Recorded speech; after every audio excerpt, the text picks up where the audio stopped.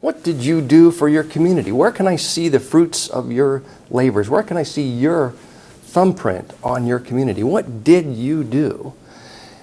So many of us are so concerned about making money, and if you go to Wake Forest, there's a chance you're going to make a lot of money. But at the end of the day, it's so much more important to make a difference. When my wife, Sue, and I, who's also a Wake Forest alum, were first married, we wanted to give back to our community, and we wanted to find a way to do that. We both grew up in households where the philosophy was, to whom much is given, much is expected. And so we've always lived our lives that way. And so we were trying to do lots of different things. We were working in soup kitchens, and we were involved in Big Brothers Big Sisters, and we were, toy drives and anything you could imagine. But we felt like we were spread so thinly that we weren't really devoting ourselves, deeply, weren't totally committed to one particular organization. So we started looking around, trying to find some place where we thought we could apply our time and our talents. And on the top of that short list was Habitat for Humanity, because it seemed to be doing the greatest good of any organization, the greatest long-term good, kind of the most bang for the buck. And that's that problem of solving the problem of not enough affordable housing for people out there. Because I feel like that's what truly changes lives, and it changes lives for generations. So what do we love about Habitat? Well, first of all, it is a hand up, not a hand out. And there are great charities that do give people the basic needs, but Habitat is just to lift you up to another level, to get you out of some situation and put you on a different road that's going to change your life. And some people just need that little hand up. They don't have the money for a down payment for a house. They just don't have the resources to get out of a substandard rental place and into a house that they own. And it's the best way I know to totally change somebody's life. They have to put in sweat equity, hundreds of hours of their own time to make sure that that house gets completed, or somebody else's house gets completed, or some other task at Habitat. So they're as involved as you are. It provides that pride that comes with ownership, that deep down joy that comes with standing on your front porch or sitting in your living room and saying, I own this. This is mine. You're adding to the city's tax base, and you're helping your neighborhood become a better place. But it's all because it's your home. You care about it.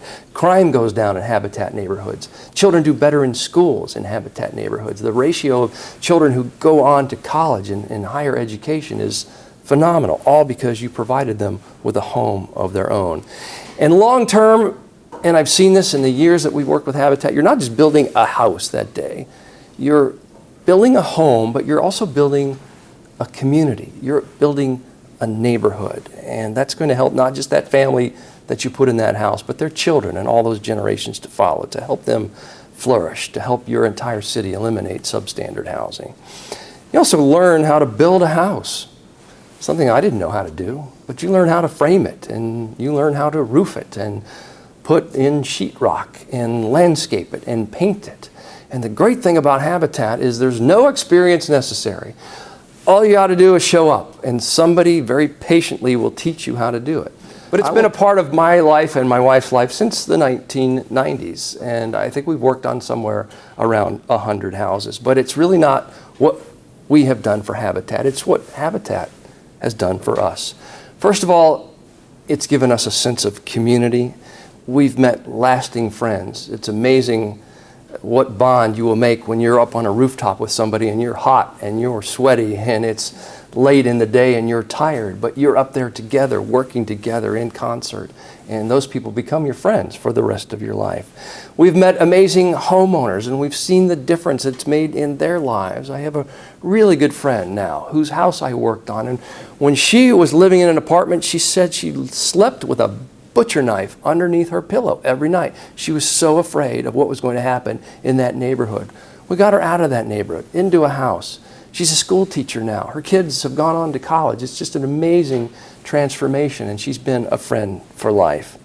We've met people from other churches and other congregations and other walks of life and other faiths that I don't think otherwise we would have had a chance to meet, if not through Habitat. And certainly a better understanding of some of the challenges that some of those other people face, particularly in other socioeconomic areas and how we can be a part of solving those challenges. My own church, Highland Presbyterian here in Winston-Salem, began something years ago called the Unity Build, and this involved the white Presbyterian churches in town, the historically African-American Presbyterian churches, the synagogue, and also one of the mosques in town, all coming together in unity to build a habitat house and to eat lunch together, to break bread together, to commune together. And you think, where else in the world is that going on? My wife won a major award for that, a national award, because of just that simple concept of bringing all those people from all those different faiths together, those different walks of life, to build a habitat house, that sense of community. It gives you a sense of purpose.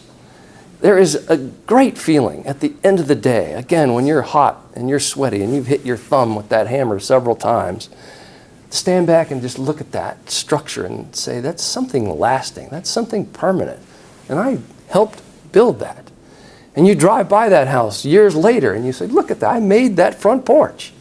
Maybe a little bit crooked here and there, but I made that front porch.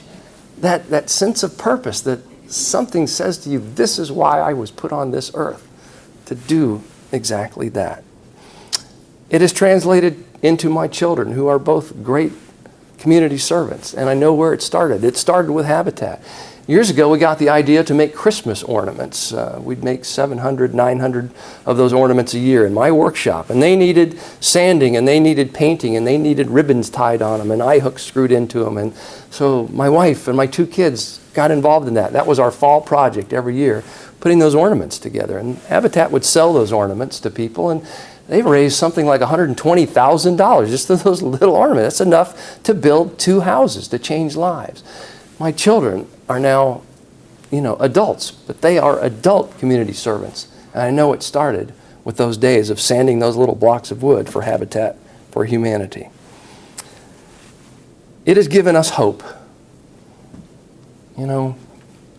that we can change the world. When you have my job and you see the news every day, mostly you see bad news. And it is easy to give up hope, to not know how much good there is in the world when all you're seeing is bad news.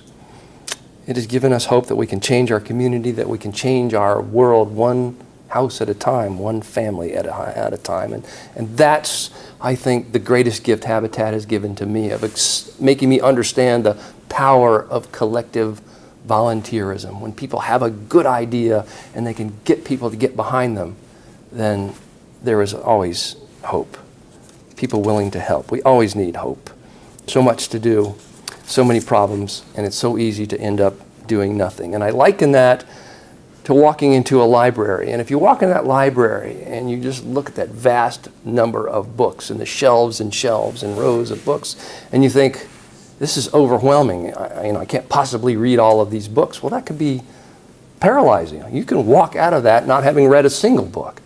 But if you just pick up one book and read one page and one chapter and one book and move on to the next one, you have enriched your life. And I feel it's very much the same way with volunteering.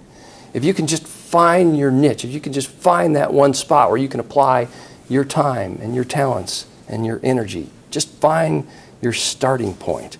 You don't have to solve all the world's problems yourself. You don't have the cure to everything in this world. But if you don't at least get started, you will never make a difference. And I think that's the great gift that Habitat has given to me.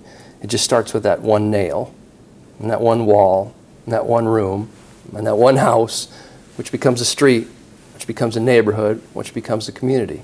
And it all started with that one nail. When I was in Los Angeles, the best part of Habitat is the day they turn the keys over to the family, after the house has been done and landscaped and painted and it's ready to go. And there is a ceremony to hand the keys over. And you cannot believe the joy somebody has when they get a key to their door and they can walk in and say, this is my house.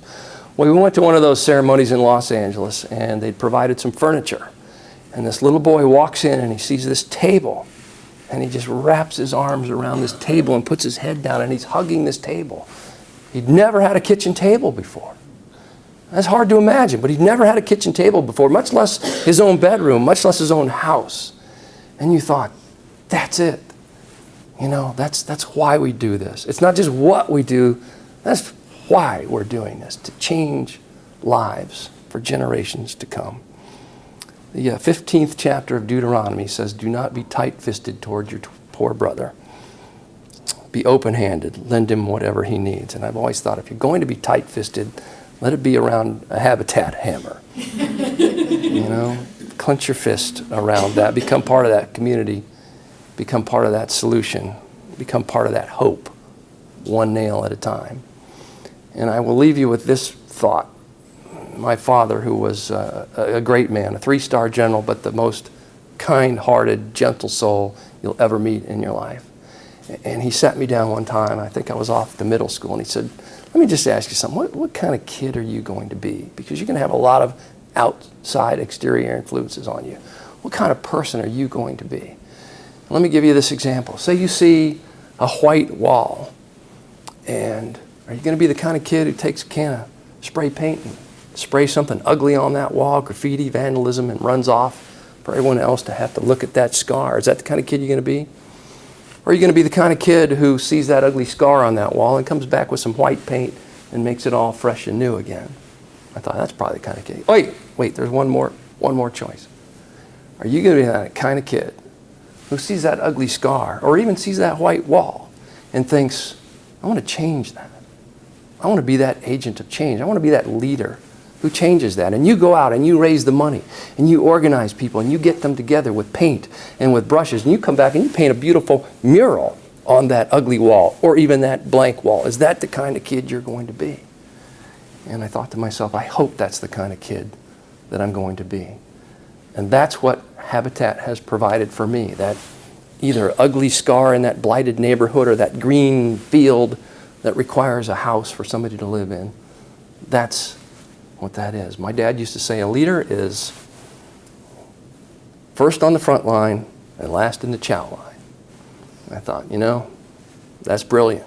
That is brilliant. Are you going to be the one who's out there in front, leading the way, changing the world? Or are you going to be the one who is walking by that with that spray paint? And that just boils it down to everything I needed to know. So become part of that community and part of that solution and part of that hope, one nail at a time.